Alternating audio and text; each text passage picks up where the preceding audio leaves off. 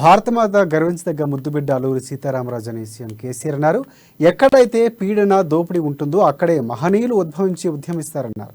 26 ఏళ్ల వయసులోనే రవి అస్తమించిన బ్రిటిష్ సామ్రాజ్యాన్ని గడగడలాడించిన యోధుడు అల్లూరి అని కొనియాడారు. ఇక కేసీఆర్ చిన్న వయసులోనే ప్రజలు కష్టాలు చూసి సేవ చేయాలన్న గొప్ప ఆలోచనతో యుద్ధంలోకి దిగారన్నారు. భారత జాతి గర్వించదగ్గ మహనీయుడన్నారు.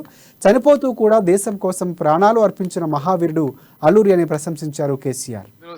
అల్లూరి సీతారామరాజు పోరాట చైతన్యాన్ని, దేశభక్తిని కొత్త తరానికి ఘనంగా చాటి చెప్పాయని నేను విశ్వసిస్తా ఉన్నాను. మాననీయ భారత రాష్ట్రపతి శ్రీ ద్రౌపది ముర్ము గారి సమక్షంలో ఈ ఉత్సవాల ముగింపు కార్యక్రమం నిర్వహించడం చాలా ముదాహం, సముచితం కూడా. ఈ సందర్భంగా మీరు కూడా తప్పకుండా రావాలని నన్ను ఆహ్వానించి క్షత్రియ సేమా సమితి వారు ఆజ్ఞ చేశారు.